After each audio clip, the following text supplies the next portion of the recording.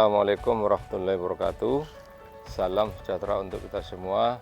Mudah-mudahan kita selalu dalam keadaan sehat walafiat sehingga kita selalu semangat dalam bekerja. Sahabat tani, organisme pengganggu tumbuhan atau OPT merupakan salah satu faktor risiko dalam budidaya tanaman yang menyebabkan kehilangan hasil.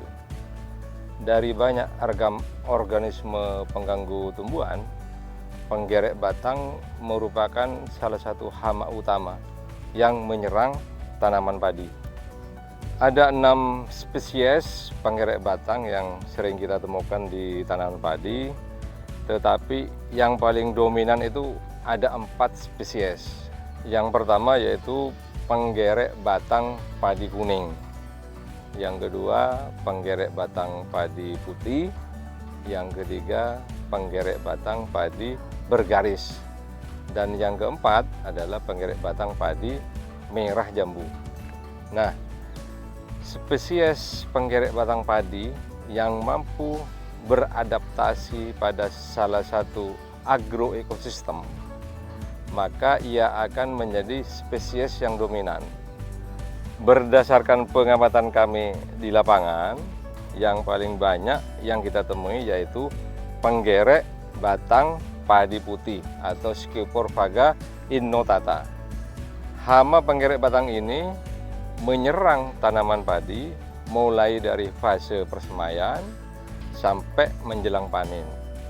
Gejala yang ditemukan pada tanaman padi sebelum berbunga biasanya disebut sebagai sundep. Dan gejala serangan yang ditemukan setelah malai keluar ini dikenal dengan sebutan beluk.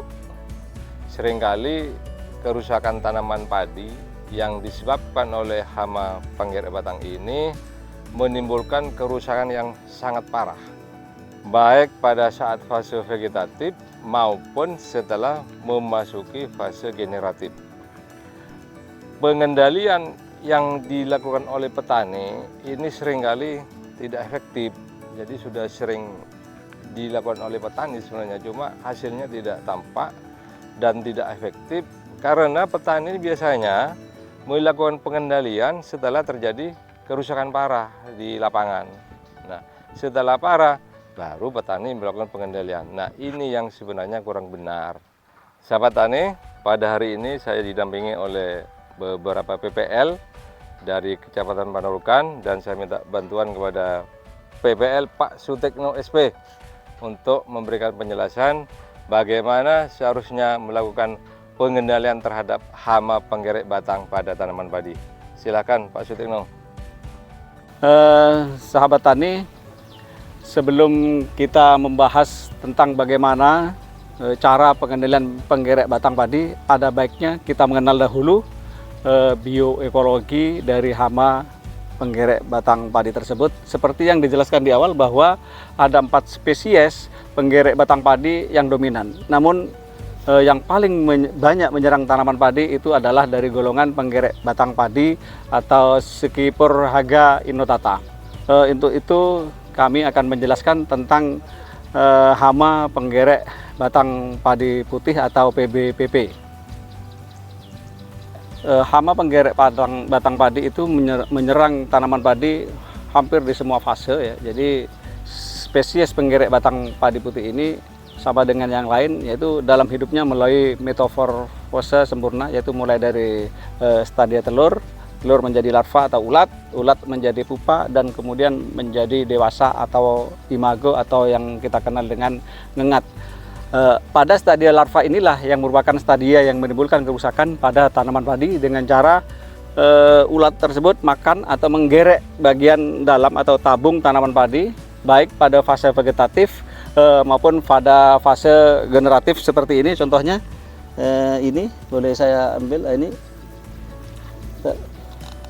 Jadi ini adalah fase vegetatif saat ini sekarang. Ini digerek dengan mudahnya kita cabut dan di dalam tabung ini ada ulatnya. Imago atau ngengat dari penggerek batang padi itu terbang meletakkan telurnya pada malam hari sekitar antara jam 7 sampai jam 10 malam.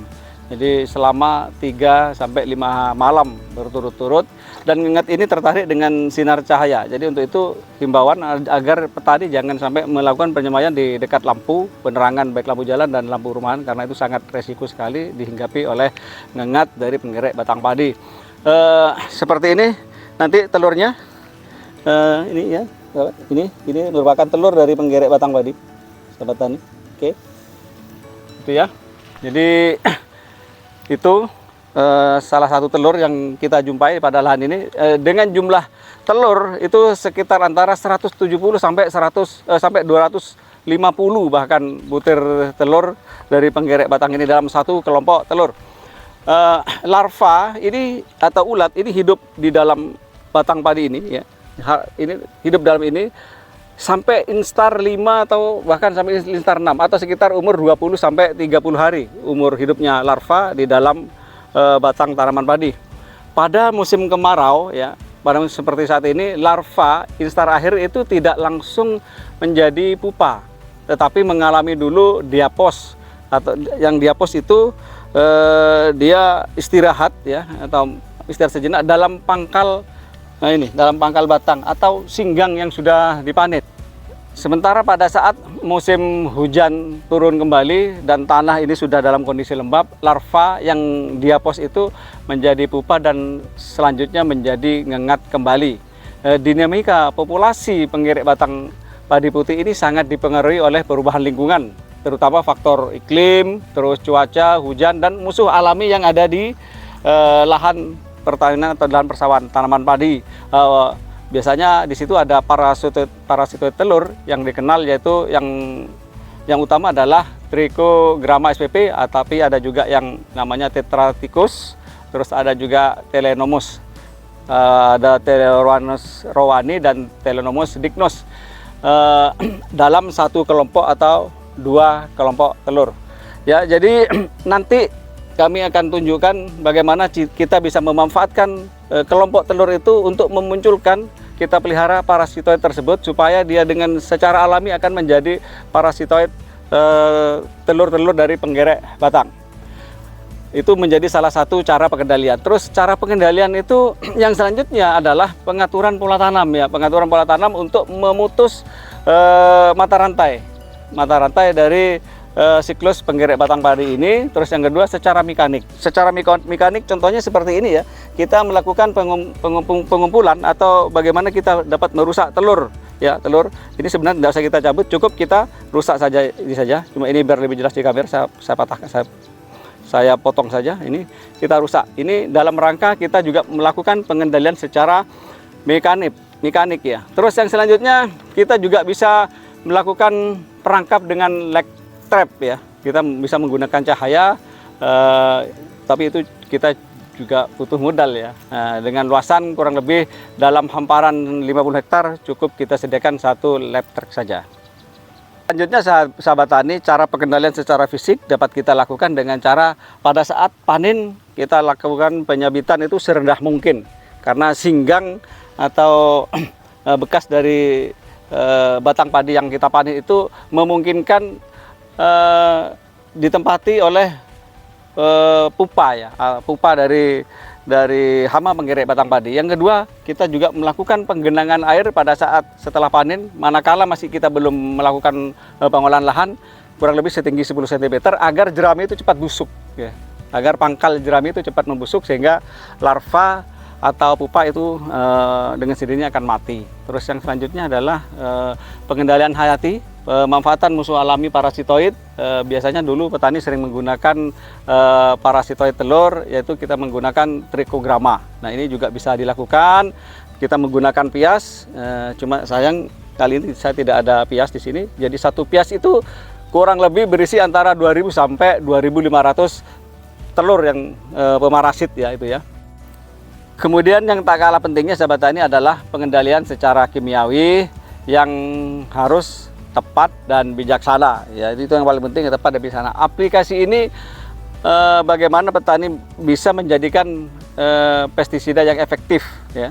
Sedangkan aplikasi yang bijaksana itu dapat meminimalisir dampak negatif pengaruh pestisida baik terhadap pengguna, lingkungan, maupun konsumen nantinya.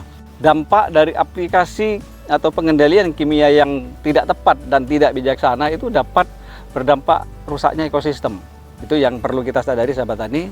Untuk itu penggunaan pestisida kimiawi itu harus memperhatikan prinsip 5 tepat. Yang pertama adalah tepat sasaran, yaitu jenis tanaman dan penyakit, jenis tanaman, hama maupun penyakit sasaran yang akan kita kendalikan. Itu tepat sasaran. Yang kedua adalah tepat jenis.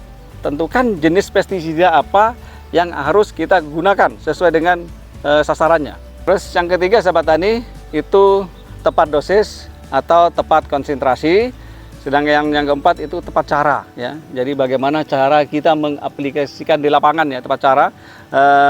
Contohnya manakala kondisi mendung dan cuaca tidak mendukung, hampir hujan, jadi kita harus cancel. Yang kedua, pada saat tanaman kita sudah memasuki masa penyerbukan, harus kita hindari supaya tidak mengganggu penyerbukan. Jadi sebaiknya dilakukan pada sore hari. Terus bagaimana kita mengatur nozzle yang pas supaya kalibrasinya itu berupa hembusan. Gitu. Jadi itu merupakan salah satu cara bagaimana kita supaya tepat dalam melaksanakan penggunaan aplikasi kimia. Yang terakhir sahabat tani adalah tepat waktu. Jadi kita harus bisa memperhitungkan dan mempertimbangkan kapan waktu yang paling tepat dalam melakukan pengendalian secara kimia. Jadi kita bisa dengan cara kita melakukan pengamatan secara rutin ya, dan berkala. Itu kapan kita harus mengetahui kapan adanya kelompok terbang dari ngengat penggerek batang. Terus yang kedua, kapan juga kita bisa melihat melakukan pengamatan kelompok telur yang sudah ada di lahan persawahan kita atau di tanaman padi. Jadi waktu yang tepat juga itu merupakan salah satu kunci dari keberhasilan pengendalian secara kimia. Jadi jika dikaitkan dengan tahap perkembangan hama penggerek batang, maka sebaiknya pengendalian kimiawi itu menggabungkan hasil pengamatan dan aplikasi preventif ya, yaitu sebelum ada serangan dengan tujuan untuk melindungi tanaman, karena kita kadangkala tidak tahu salipan istilahnya, tahu-tahu sudah ada ngengat yang sudah ada di lahan persawahan kita. Jadi itu ya yang harus kita kombinasikan antara pengendalian preventif dengan hasil pengamatan di lapangan. Sedangkan bahan kimia yang biasa digunakan, yang menurut anjuran yang harus digunakan untuk melakukan penanganan pengendalian penggerek batang padi ini, direkomendasikan adalah racun yang bekerja dengan otak, lambung, dan sistemik. Sedangkan bahan aktifnya itu banyak macamnya. Kita bisa menggunakan contohnya kloran tranilipol bisa, terus yang kedua bisa bisultab, bisa imidakloroprid, terus bisa dimhipo, atau juga bisa fipronil dengan merek dagang yang silakan sahabat tani lihat sendiri di toko karena banyak sekali ragamnya. Demikian sahabat tani penjelasan tentang hama penggerek batang padi ini. Terima kasih atas segala perhatian, dan waktu saya kembalikan lagi kepada Bapak Kadis. Demikian penjelasan tentang hama penggerek batang pada tanaman padi dengan berbagai cara pengendalian secara terpadu. Hendaknya hama penggerek batang ini menjadi perhatian serius, karena kerusakan yang disebabkan oleh serangan hama penggerek batang ini bisa menimbulkan kerusakan parah. Dan berdasarkan penelitian, sampai saat ini masih belum ada varietas padi yang tahan, betul-betul tahan terhadap serangan hama penggerek batang. Semoga apa yang kita lakukan senantiasa mendapat ridho dari Allah SWT, lahan kita subur, produksi meningkat, petani sejahtera. Demikian, semoga bermanfaat. Petani keren, penyuluh beken, situ Manda berjaya. Wassalamualaikum warahmatullahi wabarakatuh.